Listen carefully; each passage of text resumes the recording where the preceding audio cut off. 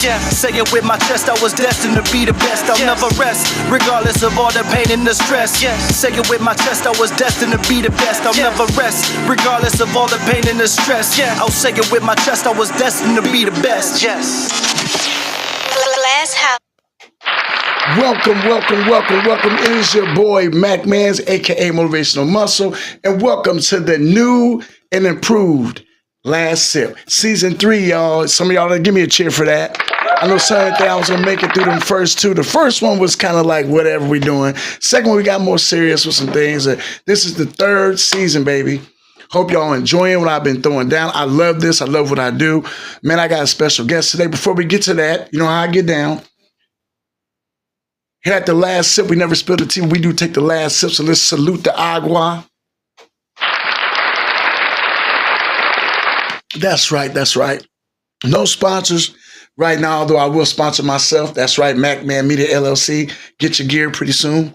Here we go. Also today's show going to be sponsored by Lineage. Now, if you're into working out and getting that protein, and you want a little sweet treat, but you're trying to watch yourself, hit the Lineage. I'm telling you right now. Bomb. Snickerdoodle, peanut butter. My favorite, the chocolate chip. This is where it's at. You got to get you one. This cookie's heavy as hell. Well, y'all, with that being said, I'm going to bring in my guests. You guys, I've been fortunate to meet a young man, during my time of running my job and also traveling. I get to meet interesting people, as you've seen before. This young man I got today is an awesome young man, co-creator and artist on the comic book, Shaolin Moorz. Y'all, I'm telling you, this young man is off the chain, man. I want to introduce you to my young homie, the young guy coming up in this comic game by the name of Obi. Let's give him an applause, y'all. Come on in, Obi. How y'all doing, man? Appreciate y'all. Welcome me to the show. Let's give him another one. Another applause here. That's right. Okay, Obi, man. I just was letting them know how I met you, whatnot. But y'all not understanding, man. This is something deep. This brother has talent. This takes artistic talent to do this. And the story, as I breezed through it, story was nice. So it has a little bit of everything for you. Obi, if you don't mind, tell them who you are, a little bit about yourself, who you are, where you're from, and what made you love comics. Okay. First, my name is Obi. Pretty much Obi means heart. And I'm actually born and raised from Pine Bluff, Arkansas. So I'm from pretty much I am from the trenches. I'm not of the trenches. That's good. But I was born and raised there. I've been in Arkansas my whole life, born and raised. I love the country, but I'm almost pretty much like a city boy in the country because everywhere I go, everyone thinks I'm from the city. They always think I'm from the West Coast. They always think I'm from Cali area.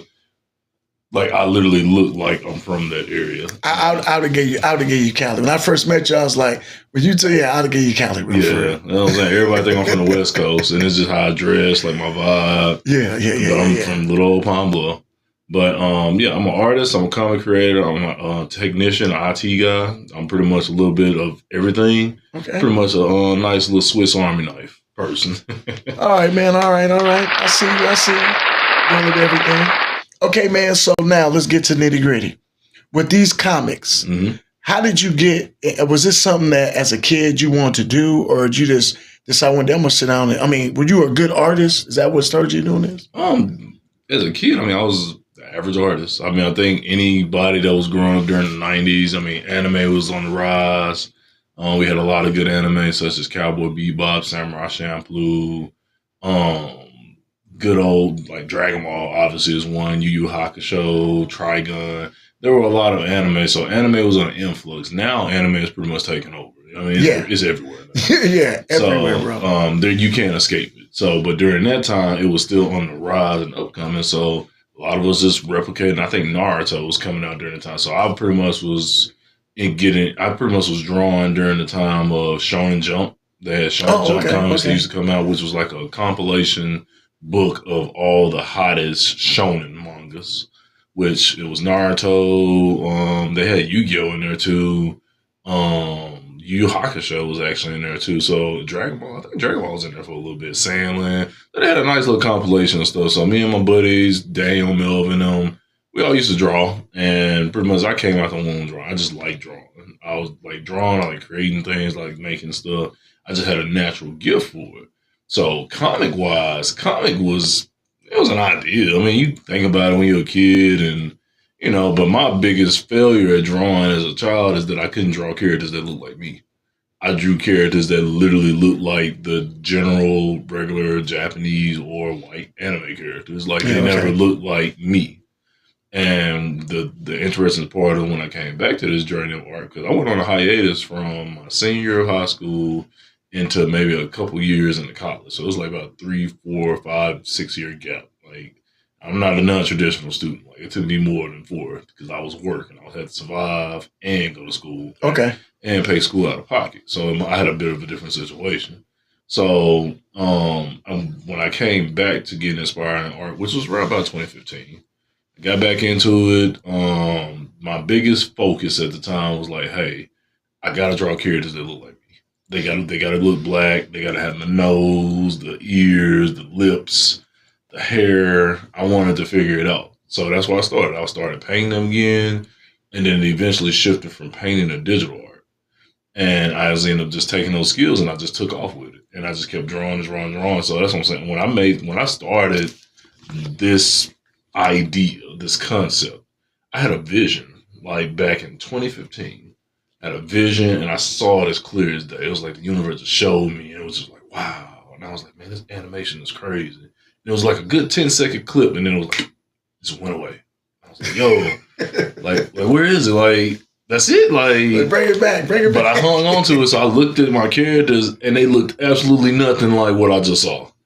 But I basically saw what they could become. Okay. So the gift and the beauty of it is that I was led through life, and I met all the artists that were skilled enough to help me create the look, to help me develop. So I basically learned how to create my art style. And that's basically like my fashion, the style, the look of the character, the drip on them. It all came into me developing my style. So I ended up learning from different artists. As Oz, as Yaki, I don't know, what did he used to go by? He goes by different names now, but his name is Kyle. He's very phenomenal artist, but it was like a bunch of different artists. One of my buddies, Super Mega Dopey Dope, Cam C. Knight, Guard. A lot of these guys, I just started seeing all of these amazing art styles, and I learned how to pull pieces. Okay. And I added it to myself, and that's when I was able to create, like, be able to beef up my characters. But I had to see skilled artists, and I saw how they interpreted them. I was like, man, this looks just like what I had a vision about. How the hell are they able to interpret this? And then I just met certain people that was in the industry already. They can make comics, they can do posters, they can do the whole nine. And I just developed my skills. Now, I did not draw the comic and everything, but I did create the characters. I designed them, the story concepts. I did all of it. I put it all together. I hired a writer at one point, helped him funnel out a lot of the ideas and clean some stuff up and put it together. So he definitely gets credited for helping. But the main concepts and everything were things that I thought about, and I knew what I would want to do with them. I just had to filter it somewhere. Okay, cool. And like I said earlier, if y'all don't know, the thing with him with the fashion cartoons, like if y'all don't see it, he has a shirt on right now. It looks like a character from Sonic. I can't remember. Yeah, it's Knuckles. It's Knuckles. Yeah, that artwork is nasty. I like that. It's an artist online that I follow. He made a dope shirt, but I liked how he did the locks. He actually gave it texture. He textured his locks. So I was like, nah, this is fire. I gotta get this. So I pulled it out, and I've been wearing it since. Okay, well, one thing about me, if people that watch the show, I want to always leave all channels and doors open so that people have a platform to talk what they want to talk about. Mm-hmm. Always been that way. With that being said, me and you have talked about a couple of things. Spiritually, we're gonna sit down and chop it up one day. Yeah. But I wanted to ask you, so in the midst of you trying to draw characters that look more like you and find your art style, because the way I heard you talking, it's like okay, like in the streets, you basically went through a mixtape of artists. It's like you were taught from everywhere, bro, like a pot. Yeah. You know what I'm saying? Just throw this, little bit, that, little that. Yeah. So when you do your art, your art style, you have your own significant style. Because like Like I said, it's just like anything. You like music. You can take one person's style, another person's style, and pick things out of it. Mm-hmm. But then you create your own style. So now it's not them and them. It's your style. It's like, well, that dude's like this and this, where he's a hybrid. Mm-hmm. You know what I'm saying? So in your comics, is it a hybrid of all the styles together, or did you just kind of take different things and define your one definite style? Yeah. So I've already defined my style. It just took time to develop it. When I draw my characters now, people know it's mine. And that's how you know if your style is defined, is when people see the work and they know it's yours.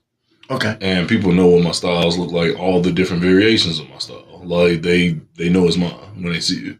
Like a Picasso, you know Picasso's art. Yeah. You know the work when you see it. So that's what artists do. And then you need to develop art. A simple way to develop your art style is, and this is really with anything, you take 3 examples or 3 artists or 3 musicians or 3 whatever, and you study them. You study them heavily. You study how you study to the point to where you break down their process, how they do things, how they draw stuff, every little piece of it. And you take parts that you like, and you just, like a pot, like you said, cooking. You basically take it and throw this, throw that, splash it, spin it together, voila, brand new. Because you took different pieces, not the whole thing. That's where a lot of people will make mistakes, where they'll take too heavily from an artist and they'll start drawing like them versus actually drawing like themselves. So I figured it out because I studied people that had defined art styles, and they taught me how to be able to do it for myself. It just took time. And now I have a very defined art style. Okay. Where I have the way I draw muscles, the characters, the hair. All my characters are very hair focused. I love hair. Yeah, I'm gonna show him this real quick. Let me show y'all this. This is one of his boards, man. This here. If y'all can see, let's get a good shot of that. Yeah. Yeah, this here is amazing. This is, I'm gonna see how the character. This is awesome. So also I like your symbol, your emblem. So with me talking about that, like I did earlier about letting people have a platform and things and whatnot. So do you put any of your spirituality into this as well? Yeah, it's all there. It's all there. Everything's there. People that know, they'll know what it is when they see it. Yeah, and see that's what I like about. I like the way you carry yourself, your demeanor. Because when I read, I was like, I'd have never, looking at you, I'm not gonna lie, I'd have never thought that came from that concept. But then when we got to talking, I was like, oh, okay, this young man kind of.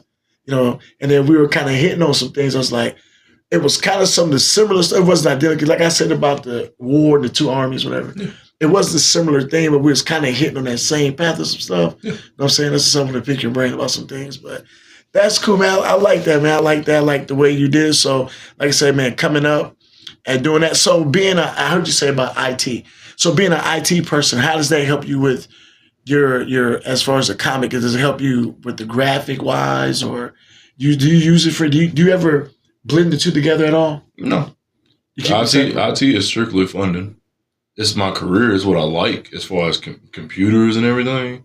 I like the technology and learning about it and developing and stuff like that. But that also assists with funding because everything's been self-funded. Yeah.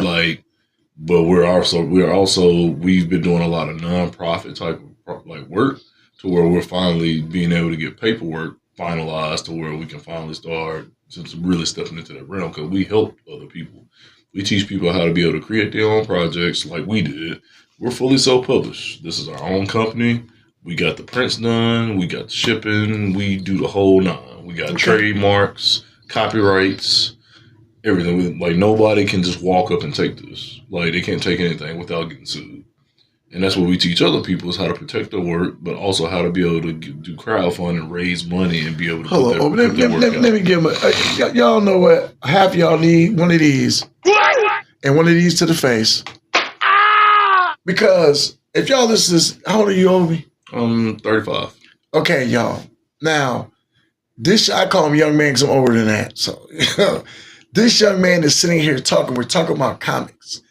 And one of the points that I always try to make when I'm dealing with people is about prosperity, development, self-worth, and sole proprietorship.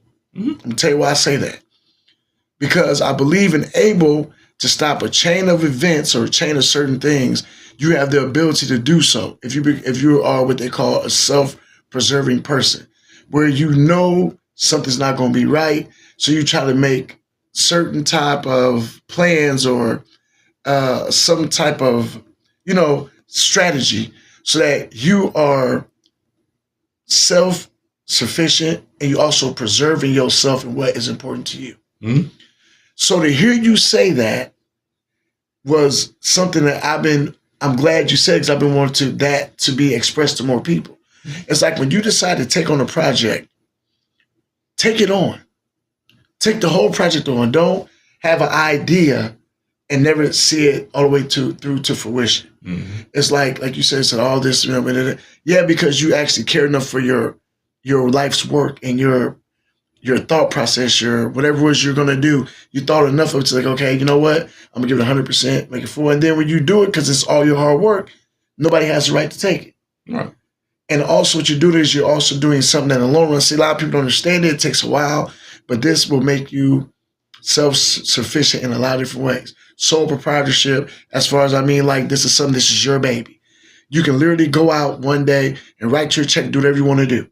It might not see it like it now, but because of the fact you're building the steps to it, eventually all these doors to me, I believe, always open up to anything. Mm-hmm. Like, look at my studio, you'll see vision boards, Millionaire Manifest, different things. I've had stuff written down. I've been doing this for a while, so to hear you say that, man, like I said, applause to you. I think that was an important part.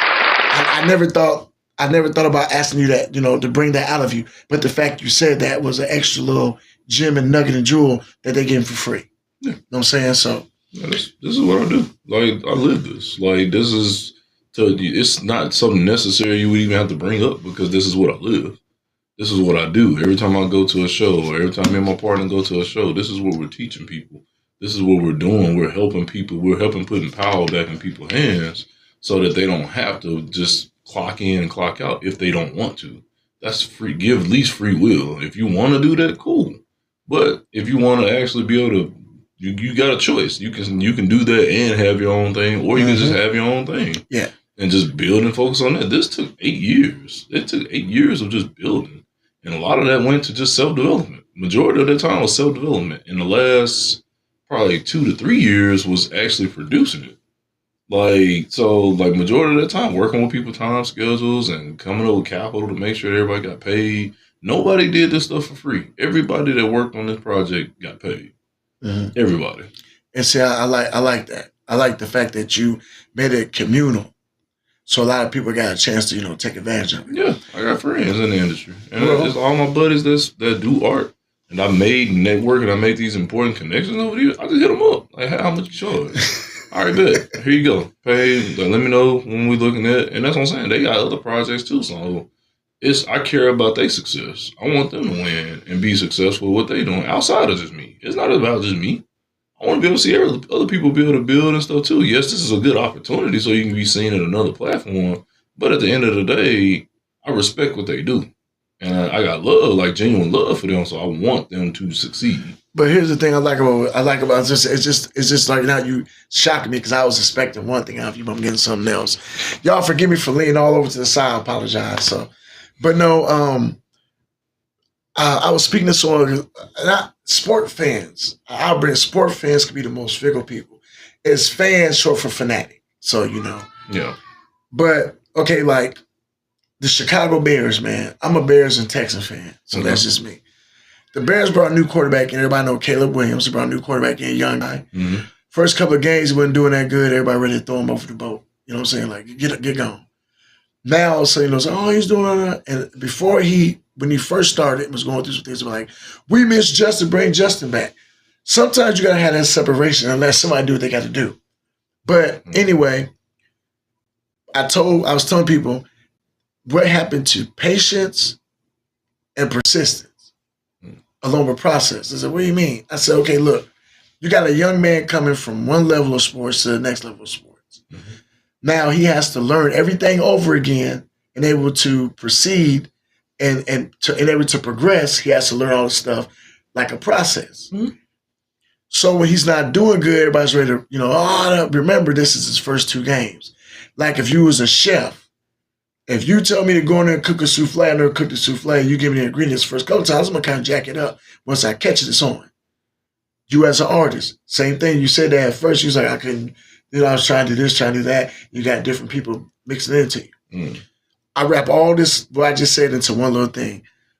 I think what you said about the patience and the progress and the process is what is making this, is what you are seeing starting to develop and move now.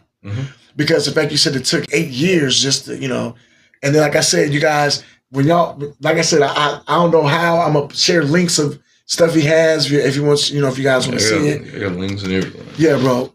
This here, I'm telling you, from what you said you came from to doing this, bro, was like amazing. Yeah. But it was about the process, progression, and just patience. Yeah. And it's like, so bro, I mean, like I said, I didn't mean to go off with the sport thing, but that analogy fits so well because so many sport fans are very fickle. Well, that's the thing, man. Like, one thing I can say about sports fans is 90% of the fans could never perform at the level, not even remotely close to the people that they critique. Yeah. So they basically living out their fantasies through these people on the field. It's like it's not real. Like it's not real for them. So you don't think that requires them? I mean, but that should be a lesson to be more patient. No, because they're not gonna do it anyway. So why would they be patient for something that they ain't gonna never have the talent to do? Yeah. They ain't never got the skill. They not on the field getting paid millions or dollars to do this. Yeah. The other dude is. Yeah. So even if he bombs a game, he still probably made more than what they made in that month. Yeah. So why would he care? Yeah. Like, I think some people put too much weight into a fan's opinion, where fans are necessary for sure to build anything, but at the same time, I can't let a fan dictate how I'm going to operate if they're not going to even perform at the level that I'm going to do it. Yeah, I got you. Like let someone show me, like art-wise, draw better than me. You go produce something and you pay all the people. You're not asking for favors. Hey, I'll pay you on the back end. No, I paid everybody up front. Like, if you're not going to perform at an optimum level, then why would I really get too wrapped up in your opinion as far as how I'm performing? Now, if I ask you, like, hey, so what were your thoughts? I'm asking you for your input, but I'm asking for a different reason.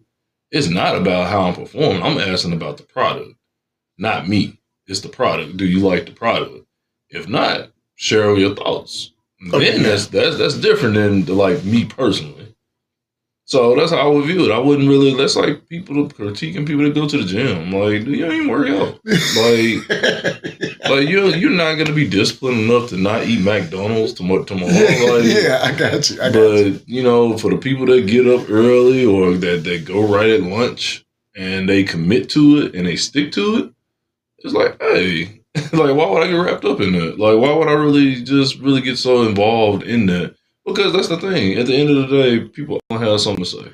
Yeah. They always gonna have something to say. You can be doing 100% everything right or what we would deem is right, and somebody still has something to say. And that's that's something that I learned in life the hard way. I had people around me and stuff, and they would make fun of me or, they would critique or have something negative to say about the fact that I was creating comic books or doing this type of stuff. It was different than what they were doing, but then at the end of the day, they want to backbite and talk about me. You talking about me, I'm not talking about you. So who's really doing something? I feel you. I got you. It's just perception, man. It's if you step back and really look at how things really are, I think sometimes we focus so much on the wrong thing.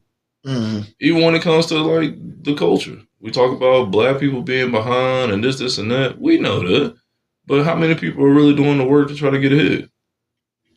Like how many people try to do the work to get ahead? How many people sitting there trying to put their family in a better position, whether it be through making sure they got life insurance, making sure they actually building some generational wealth to hand off. Yes. To at least set everything on the right track. Who's making that sacrifice versus everybody talking about some we were kings and queens from Kemet and all of them? Who cares? I was like, dude, we over here now. We in America. Like, what you gonna do tomorrow? Because right now, most people that I see that get so heavily wrapped up in that stuff, they ain't got no dollar to their name. I think they stop. I think they kind of stop motion. You know what I mean by that? They kind of stop motion. They just get stuck. They get stuck in it's a trap. Believe it or not, it's a trap in thinking. It's almost like being enslaved mentally to a thought process. Like you're stuck in this loop now of anger. You mad because something you never truly experienced, whether it's slavery or you never got bombed and blew up and stuff. You might carry the trauma from it because it's generational trauma from your family, but you never really had it happen to you. When you got up every day, you had somewhere to lay your head at night. Nobody's running in your house trying to rob you and stuff. Now, it's happened to some people, but that's not everybody's story. And a lot of times, I feel like a lot of us take on other people's trauma. Yes. They watch these shooting videos all the time. First thing, as soon as somebody gets shot or killed by a cop, everybody's mass spreading it everywhere. Passing that trauma on to all these other people. Now you scared and fidgeting and all this stuff. When you get pulled over because your tail light off. Like, you think you finna die. And it don't happen to everybody. Most cops aren't that bad. They got the faction on them that's definitely, like, assholes for sure. Yeah. But it's anything. Anything is gonna have that. But a lot of the guys that I've met, a lot of those guys solid. Like, they're not trying to, they want to go home. Most of them are trying to go home. They're not trying to go out and do a traffic stop that can possibly end their life. They want to go home to their mom, their wife and kids, or their husband, or whatever. They're not trying to get in the mix of no stuff. And that's like everybody's not experiencing that. So a lot of times we get stuck on trauma and bad relationships and broken relationships, and we all beating each other down. And that's even podcasts now. Look at this. Relationship podcasts are literally majority black people. I'm gonna keep it real. I think them are some of the worst. They are. Oh, they are the worst thing. Brother. They are the worst thing that happened to our community. Was people finally picking up a mic and trying to tell everybody how to have a relationship when there is no cookie cutter way to have a relationship. Some dudes gonna be cool with their woman being dominating on them and they be more feminine. It works for them. It's gonna be in the reverse for a lot of people. Like, you taking a gamble being in a relationship with anybody. Like, it's 50-50 whether it's gonna work or not. Like, but you gotta be able to learn how to vet people. And it's like, you gotta learn that period. And that's the thing, they talk about it, but then that ain't nothing that need to be talked about every day. Like, dude, you already said your point. Like, it ain't, why am I finna pay you a membership to try to tell me how to have a relationship? You ain't even got a family. You ain't got no family. You ain't got no kids. You ain't got nothing going on. But I think we're in that generation, like I said, it's like it's the wrong people giving the wrong advice. It's just like, I'm not going to lie, bro. If you ain't never, ever, ever boxed nobody, please don't try to put me in the ring and train me until I can go fight this dude. Because you ain't never. No. And I am a boxer. Like, I've done it for a couple years.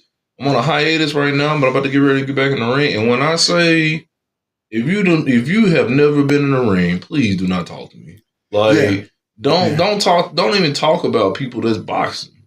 Because that 3 minutes around is the longest 3 minutes of your life. Because I'll be out there in the garage. I'm going to show you before we ever show you my workout area. Yeah. I'll be in the garage and I do 3-minute rounds on the punching bag. It's so exhausting. Like, I'll be honest. Now, the first 2 rounds, I was like, okay. I took that little 30-second break. I got this. Because by round 4, and that's probably because you in decent shape. I didn't want to go 3. I didn't want to go 3 minutes. That's when they throw up. I was like, no more. I can't do it. I said, I see. I'm out there with the bag, like holding the bag up, like. Yeah. So imagine. Okay, so take that, and now you got a dude hitting you. You got a dude tapping you in your forehead because you ain't got your guard up. Because you ain't moving. Your head pretty much there like a mountain. You just sitting there taking shots. Now imagine you sitting there having to duck and dodge and move, footwork, all this stuff. Man, you're going to be gassed by the second doggone round. Yeah. Especially if your cardio and your conditioning ain't A1. Even if it is, it's unpredictable at times. So how your body can be affected. You can hit with a good shot. And, hey, that stamina going... It's just like them boxing, them video games, man. Fight Night and Ready to Rumble and all that. And you be looking at that stamina gauge where you get tapped and done, be like, God, that's for real. Like, hey, that's That's how that happened for real, dog. Like, you get tapped one good time, bro. It's a wrap. You like, oh, hell no. Nah. Like, let's get back on subject, man. Yeah. Oh my God. Yeah. No, we had to. Y'all sorry, we had to go off on that little tangent, man. It was funny, man. Yeah. But I got something to show you. So now I looked at your book, your comic book. Yeah. I'm gonna take some people back. I don't know if y'all, I was gonna tell y'all too as well. Y'all are more than welcome to call in, ask some questions to my boy Obi or to me. The brew line is always open. 563. Oh, I'm sorry. That's an old number. Lord Jesus. 501-259-6788. Hey, I'm old school. I'm sorry. Like, I still can go to a wall phone if I had to. Without a cell phone, a dollar number. These kids can't download without cell phones now, so I'm just saying. Everything is in it. But you got anything to ask, 501-259-6788. But I had to show you this. So I seen Obi's. Let's get a round of applause for Obi again. He was just piecing up at the little, And when I saw this, you guys, it took me back. Now, I don't know if you know anything about this, Obi. So I want to say it was the 90s. If I'm not mistaken, I could be wrong, 90s or 2000s. DC tried to create an urban culture on their comic books. You remember that? No. This here is called Icon. Oh, no, you got an Icon joint. Yeah. So I went to bed. I had these just sitting around. I'm going to take them out. It is what it is. Ooh. And this is Milestone Comics. Yeah. So I'm going to show y'all this here, Icon, Milestone Comics.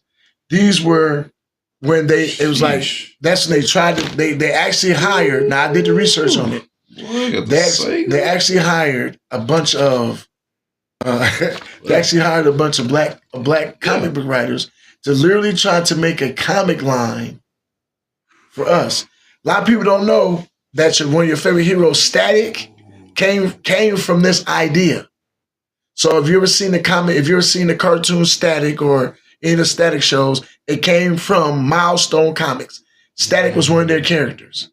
So that's Icon. Icon was like the black Superman. Yeah, man, dude, this is vintage. And right here is my favorite group. You got this from like back in the day when the Blood, the Blood Syndicate. Oh. This the Blood Syndicate. I had Icon too, but that's crazy. I had Stag too. This the Blood Syndicate. The Blood Syndicate was all different gang members, and they end up getting hit.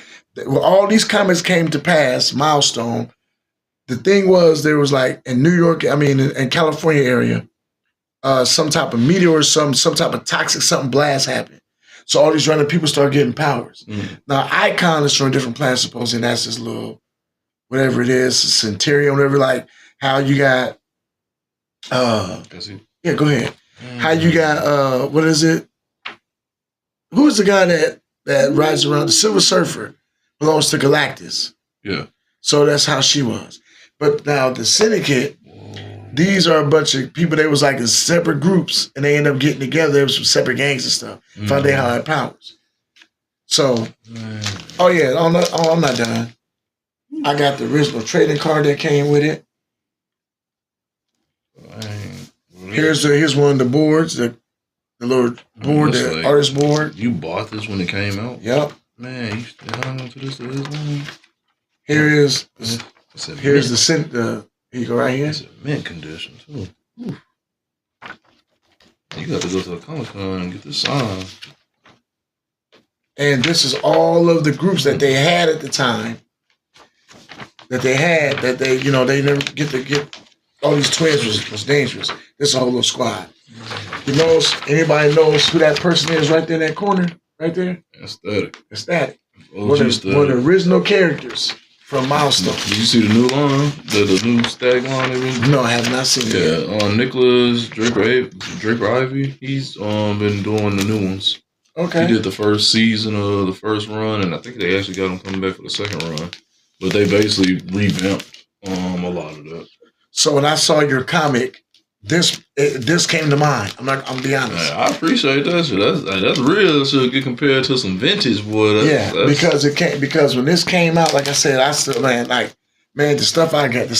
stuff I got, bro. I got Ricky. I was just like, I keep stuff on a person like that. Yeah, So I wanted to link these two together to finish off the conversation. What you are doing, I think, is amazing, and it's for it to remind me of this. Now, these are Milestone. Like I said, these were made, I want to say, want to say in the early 90s, if I ain't mistaken. I can't remember when they did this. But I know that when I saw this, it was something more ethical. Mm-hmm.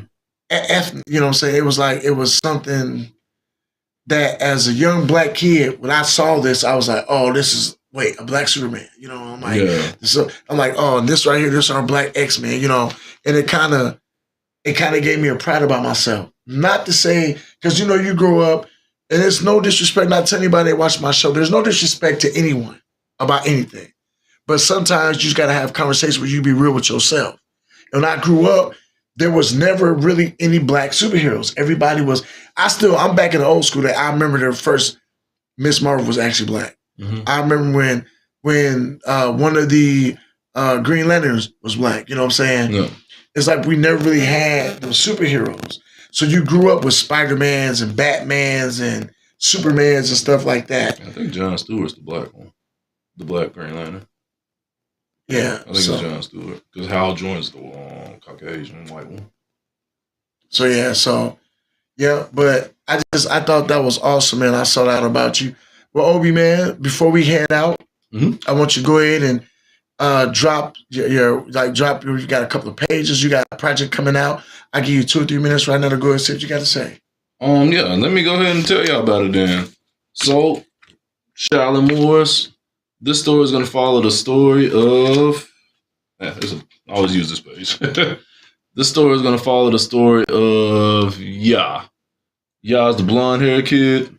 So basically, Ya is pretty much the royal kid. He's a rich kid. So you're basically going to follow his journey from a kid to a king. But the good thing about this story is that you're actually going to be able to learn not only real-life lessons, but you'll actually be able to see the dynamic that's going to play out between him and his friends as they try to unite all of their tribes.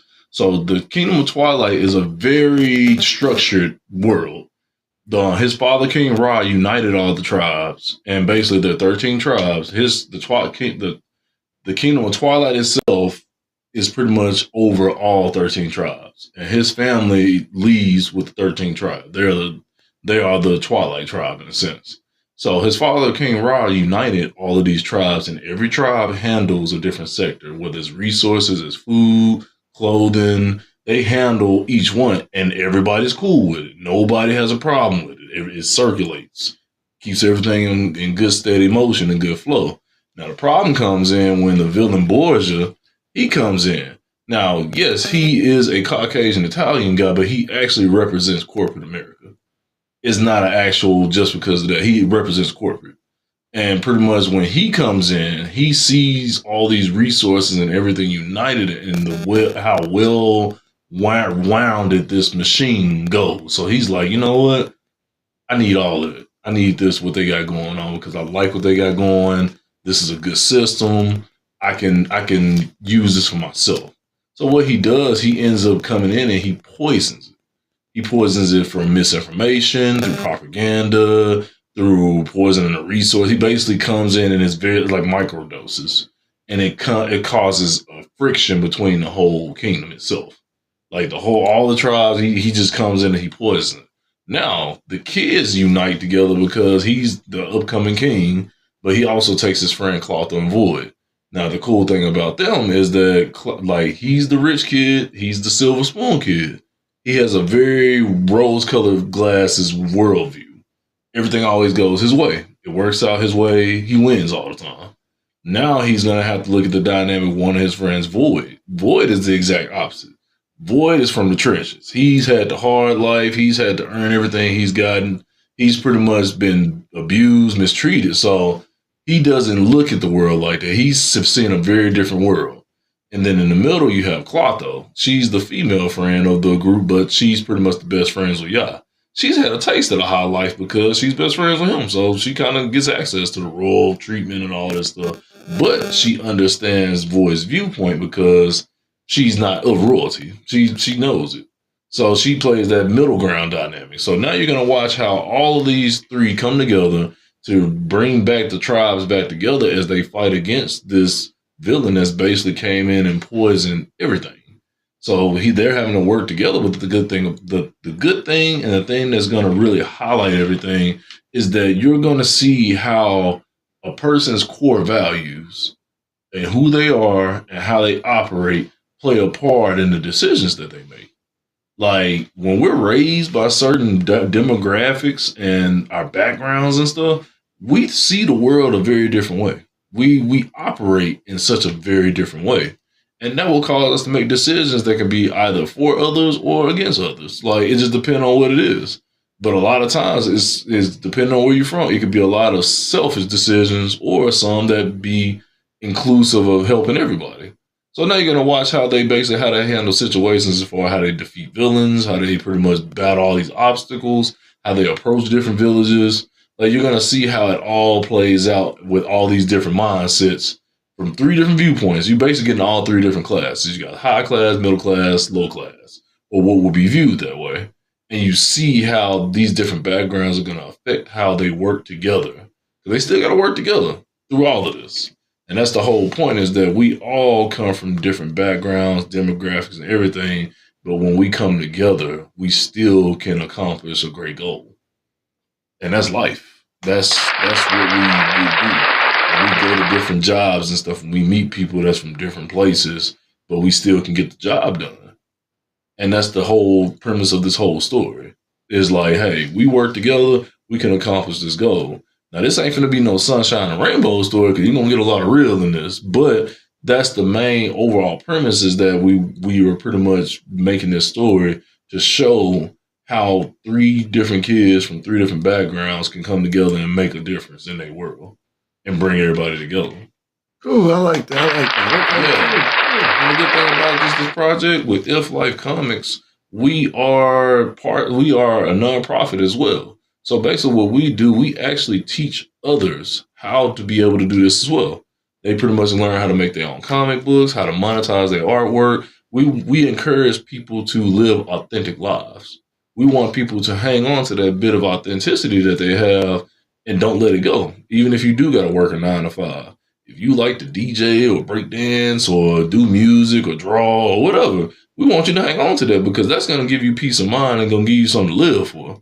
Because working a 9 to 5 ain't nothing to live for. Like, that's cool and all, and it's cool if you like it. But at the same time, when it come down to when it's time for you to get on death's door and you're going to look back at your life, you're going to wish you would have did some stuff you just enjoyed doing.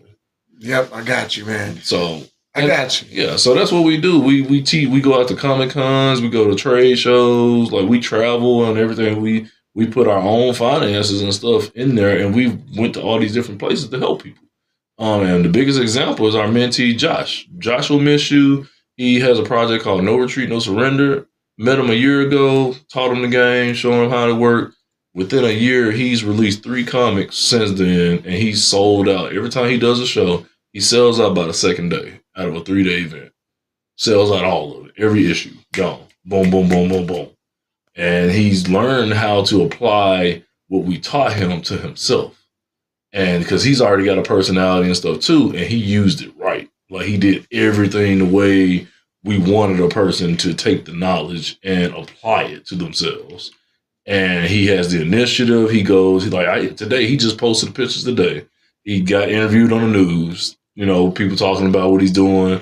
Because right now, outside of No Retreat, No Surrender, he's made a project called Camp Geechee, which is for basically emphasizing and teaching people about the Gullah Geechee culture. So he's teaching people about that culture. Plus, he has that in his blood. So he's actually like making materials and stuff to help spread that knowledge. So that's what we're doing. We're basically helping people be able to go out here and do that, and basically like almost pass the torch around. Everybody's being able to get to go out there and not only make money and revenue, but be able to give back and help each other. And that's the goal. It's like it's like you teach a man.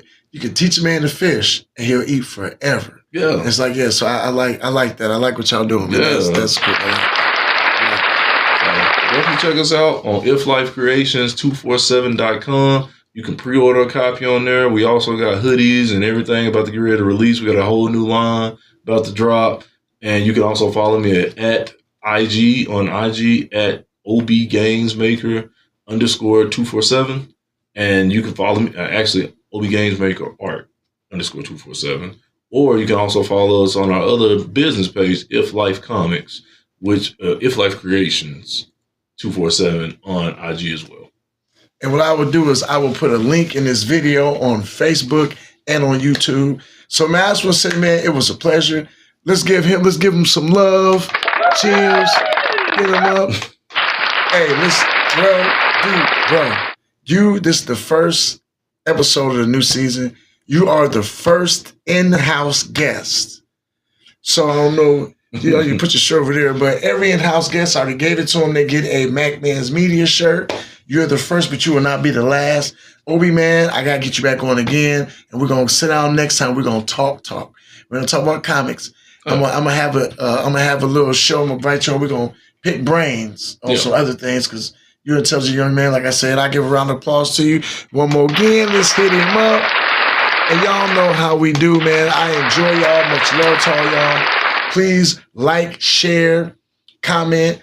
If you don't know, you're going to know now. Hit me up on YouTube. I always tell people, hit the @ first. Go to the search bar. It's easy to find it. Hit the @ Motivational Muscle. Muscle spelled MUZCLE 74. Also, you can find me on Facebook at Ontario Hill. That's UNTERRYO Hill HILL. Blue checkmark verified. That's right. I'm verified. So we get down. But once again, I want to thank y'all for coming in, enjoying the evening. Hey, much love. And remember, I never spill tea, but I do take the last sip. Thank you for showing up, Obi, and have a good one, y'all.